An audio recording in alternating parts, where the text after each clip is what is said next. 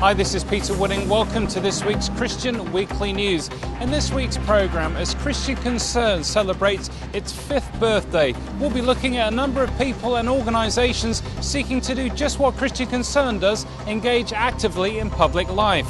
We'll be joining pro-life campaign group Abort 67 outside the Royal Society of Medicine, and we join a campaign in Bedford that successfully managed to campaign against SCV, sexual entertainment venue, applications.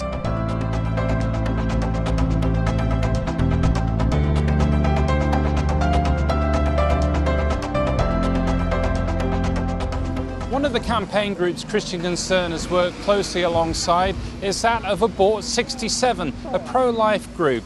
We recently caught up with their team outside the Royal Society of Medicine as BPAS, one of Britain's largest abortion providers, was holding a conference inside. Yeah, today we found out that they're having a meeting.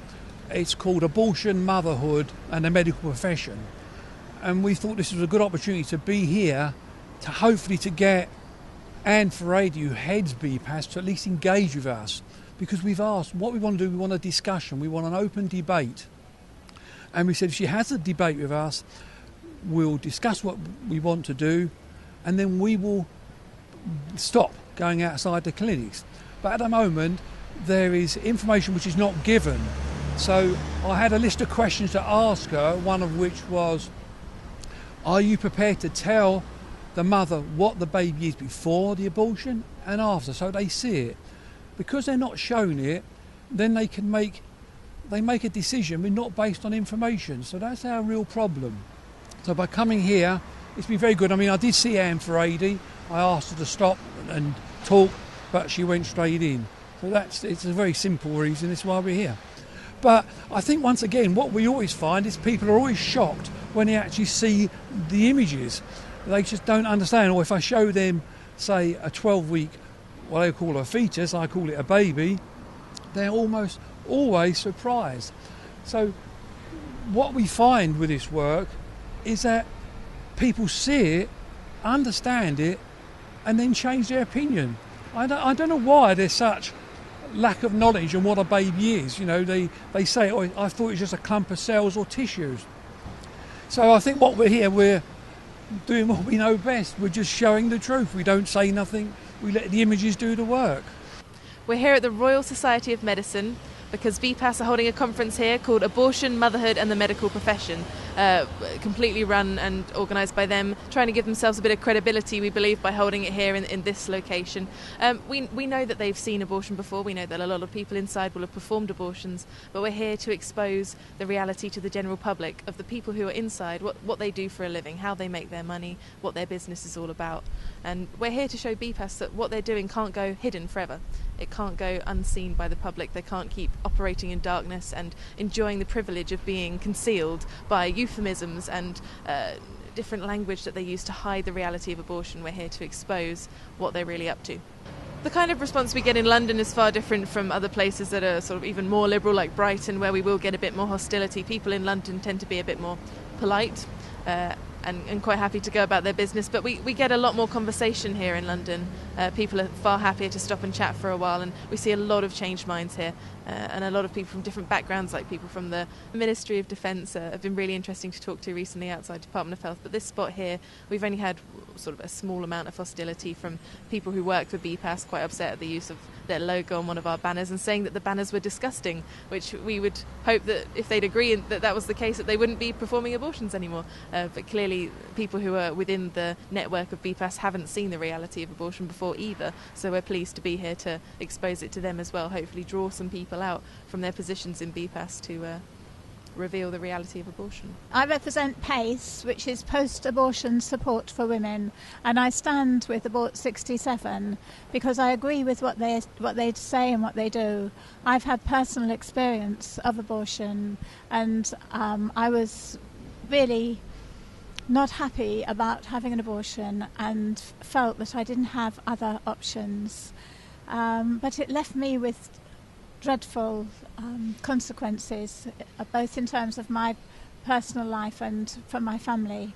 It took a long time to recover, and I know that this is true for many, many women. It's a very difficult thing to talk about because before you have an abortion you're told what a great thing it is and how it doesn't really make any difference, and after you've had an abortion there's really very, very little understanding or support or help given. And really the best thing that people can say to you is, why do you feel guilty? You shouldn't feel guilty, you did the right thing. And so you're sort of locked into a secret. For a number of years now, Christians have successfully been campaigning against sexual entertainment venue applications. One great example of that is Peter Chiswell, a former councillor in Bedford. We caught up with him recently to find out the secret to his success. My name's Peter Chiswell. I got involved in fighting against sex entertainment venues some years ago when I was a local councillor. Since then the law has changed, and in the last couple of years Bedford has seen 3 applications for SEVs. 2 were defeated in full hearings and 1 was withdrawn, having had 2,500 plus letters of objection. Well, all the applications were in totally inappropriate areas. You fight the campaign on the basis of the character of the relevant location, the character of the relevant locality. And as you look at them, certainly in Bedford, where every application came up, it was within 100 metres of a huge number of family-friendly businesses, 2 within 100 metres of a boarding school for 7 to 13-year-olds. Every application, the first one had housing near it, and as I went through the next one, that nearly doubled, and the final one, it doubled again. They withdrew that application before it went to a hearing. I can understand why. It was getting more and more absurd. So basically you have to look at the area, look at the character of the relevant locality and see what is there, because clearly most town centres are going to have establishments which are totally inappropriate. I mean, a lot of the businesses around the area are family friendly. A number of them would have opening times, late evening opening times, special events which children would attend as well. You've also got here in Bedford Town Centre the Harper Suite and so on, where people will go with their children, with their families.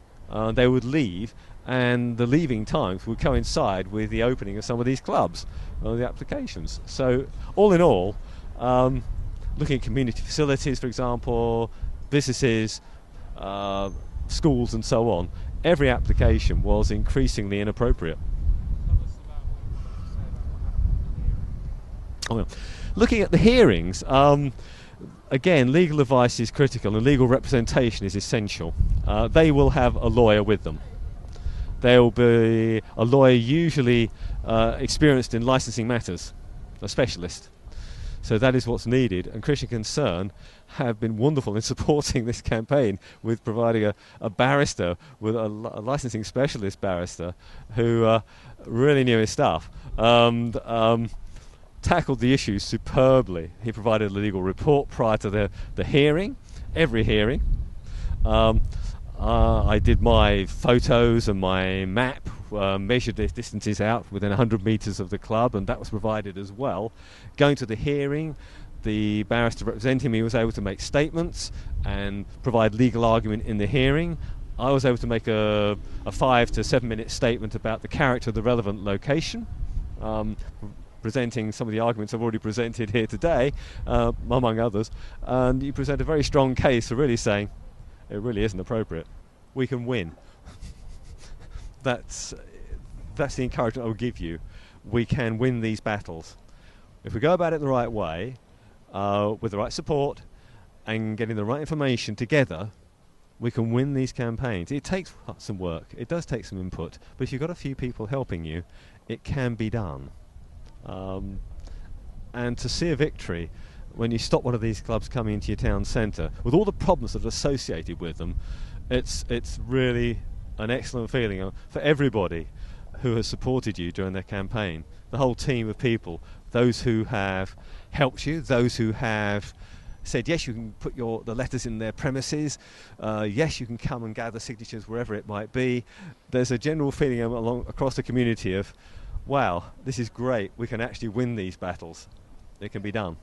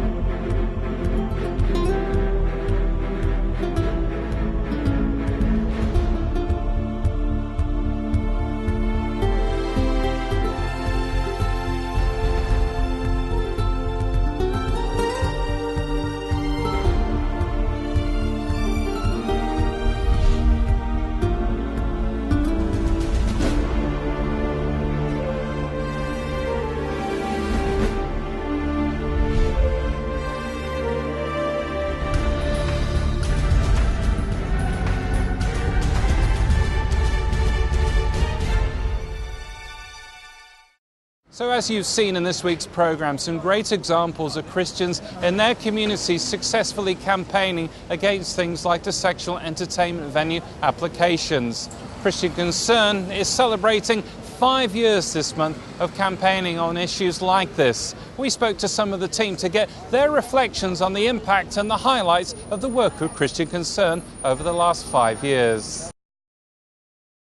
And as you can see, we're outside the offices of Christian Concern, and one of the things we're going to do today is speak to some of the team and get their thoughts, their reflections and highlights of the work of Christian Concern over the last 5 years. So we're inside the offices of Christian Concern now, and one of our team members is Rachel Wagstaff. First of all, Rachel, tell us what you do at Christian Concern and what it's been like being involved in this work here. Hi, I'm Head of Finance and Administration, and I've been here for about 3 years. It's a very dynamic environment. It's very outward facing. We're always on the go, always on the move, always looking externally to the organisation. So it's a really exciting place to be. Is there a particular highlight, particularly any cases that Christian Concern have been involved in over the years? I think that the case that stands out for me is the case of Owen and Eunice Johns. And they were foster carers who weren't allowed to foster small children because they wouldn't approve of the practice of homosexuality. And I think that really brings home sort of the illogical nature of the equalities agenda. You know, they were a lovely family. They were willing to open up their home. They had done before, and they'd been successful foster carers. But because of their personal ethical beliefs, that then stopped them from fostering and denied a child in care a loving home. So I think that for me was a really sort of shone a light on the whole situation. That was Rachel, and next to Rachel's desk is Paul Huxley. Paul, first of all, what do you do here, and what has it been like being part of the team yourself? I work in finance and data at the moment. I've done lots of roles within Christian Concern. I've been here for quite a while now, and it's been great seeing Christian Concern develop over the years into the organisation it is today. Any particular highlight that stands out for you? Some of the events that we've done are particularly exciting, and the reason I like the events is that we get to meet some of the supporters who we've had emails from and these kind of things, and getting to actually talk to the people who support us and who in their own ways, campaigning on these issues that we deal with by emailing people, talking to their MPs, all this kind of stuff. It's really exciting to see people engaging with our issues and who are supportive of our work. Now we're downstairs in Ade Amoba's office, who is a co-founder of Christian Concern. I mean, Ade, it's probably hard to encapsulate in just a few sentences what it's been like being involved, but what are your personal thoughts having been involved in Christian Concern right from the beginning? Well, it's a revelation become reality. That's the excitement for me. Revelations excite us as Christians because God speaks to us and we feel privileged that God shows us what he's going to do or what he's doing and is giving us an opportunity to be part of it. But he is not excited about that. What he's excited about is when we help him make that revelation a reality. And Christian Concern for me, what excites me about it is God's revelation become a reality and to be given the opportunity to be part of that, to see where we've started, where we are, and where God is taking us. In a nutshell, it's just the excitement from revelation to reality. That's great. Over the 5 years, there have been so many cases, so many campaigns. Is there a particular one that stands out as a highlight? Every single one of them, because when I look at those cases, like you said, the people I see are the individuals who stand to contend for the faith and to challenge the darkness, to boldly declare that they're not ashamed of the gospel of Christ because it's the power of God unto salvation. That is what stands out for me, because contending for the faith, really, it's the victory that overcomes the world, because Scripture tells us, what is it that overcomes the world? Our faith. So it's every one of those guys that for me, really, they're the ones. They're the guys.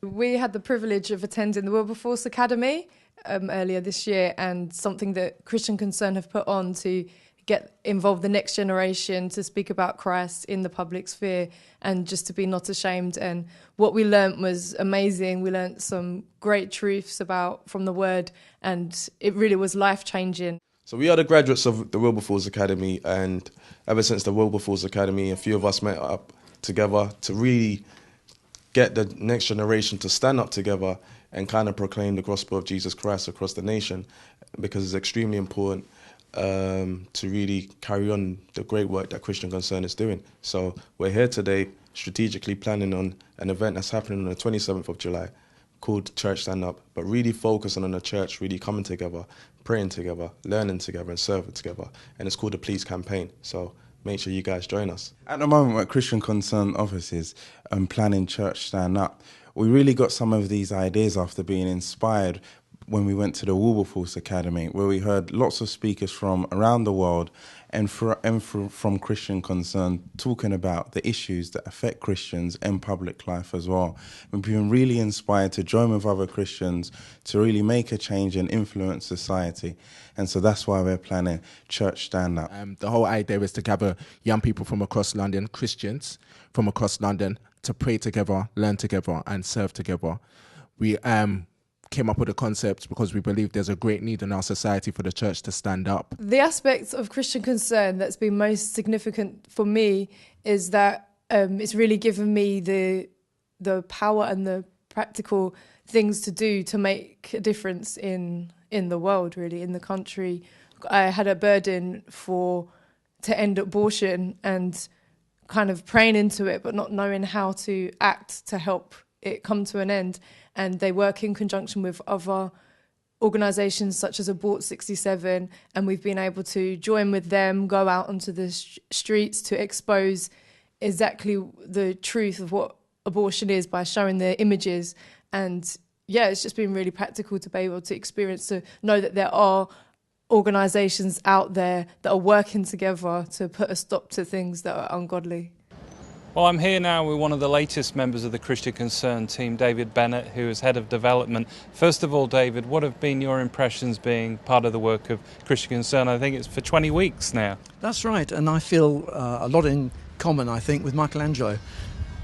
It's been the agony and the ecstasy, it really has. I think I've learnt more in the 20-odd weeks that I've been here about being on the front line of Christian ministry than in probably 10 years of working with Christian organisations before this. And in the last 20 weeks, is there a particular highlight of your time here?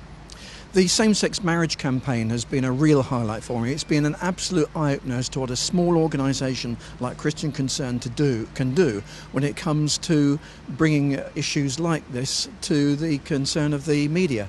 And certainly it's made a lot of people wake up, particularly in government, and in the media, and of course in the church, as to what real Christians think about this. And we also spoke to a number of key leaders in public life to get their thoughts on the work of Christian Concern. I have such admiration for Christian Concern and the Christian Legal Centre in so many ways. I mean, the leadership, and Angie, of course, is one of my heroines, but is visionary, is deeply faith-based, and is deeply committed to preserving our Christian values, our Christian heritage, in an increasingly antithetical and often militantly secularist or militantly atheistic context.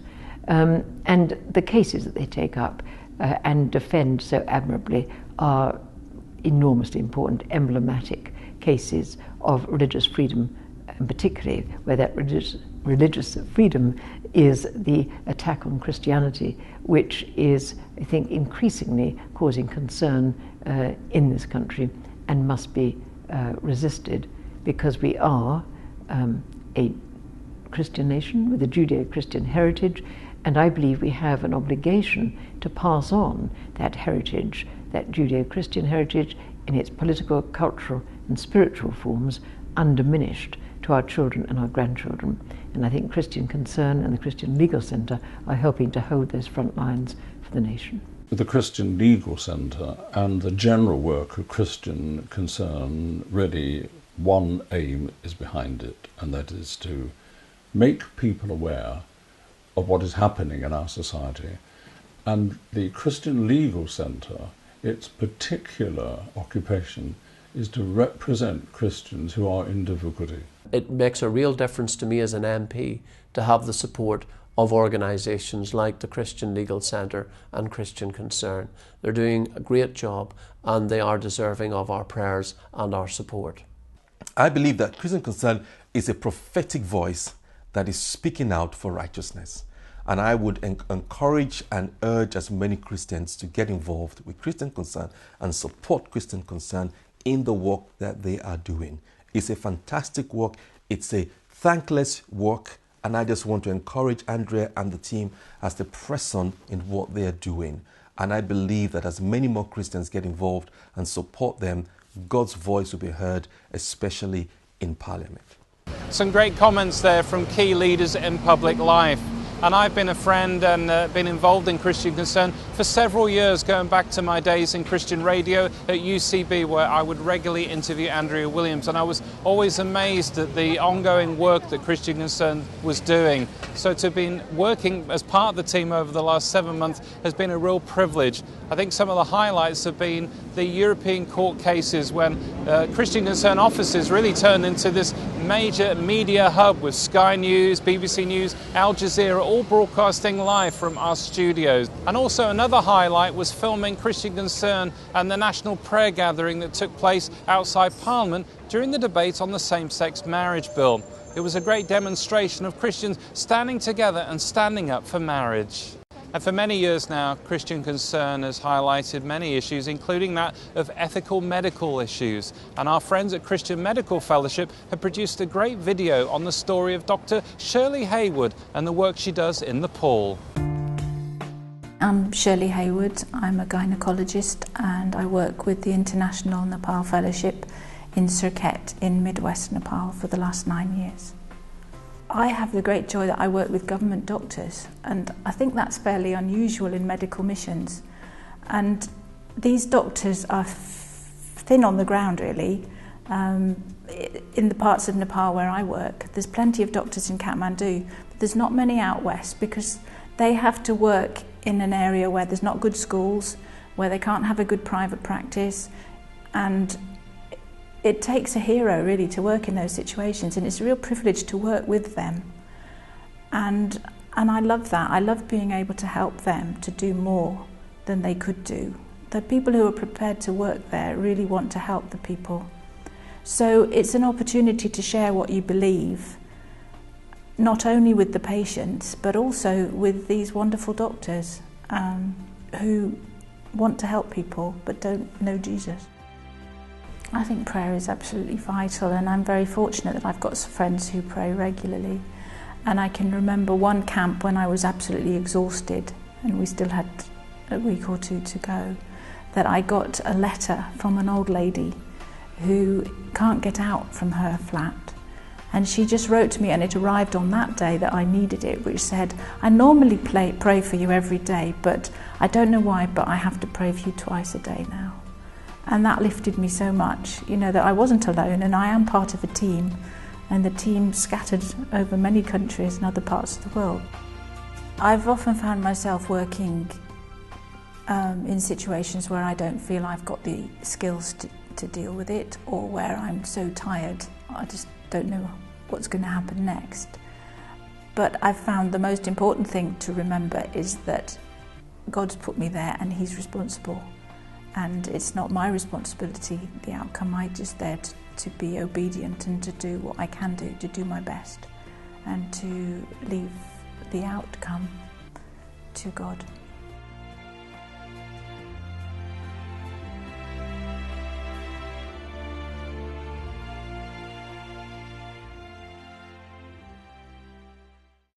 Great story there of Dr. Shirley Haywood having a great impact in Nepal. And that concludes this week's Christian Weekly News. Thanks for joining us. If you've got any questions about this week's programme, you can drop us an email at info@christianconcern.com. And don't forget you can like us on Facebook, follow us on Twitter, and subscribe to our YouTube channel, ccfon.org. And don't forget to join us again at the same time next week.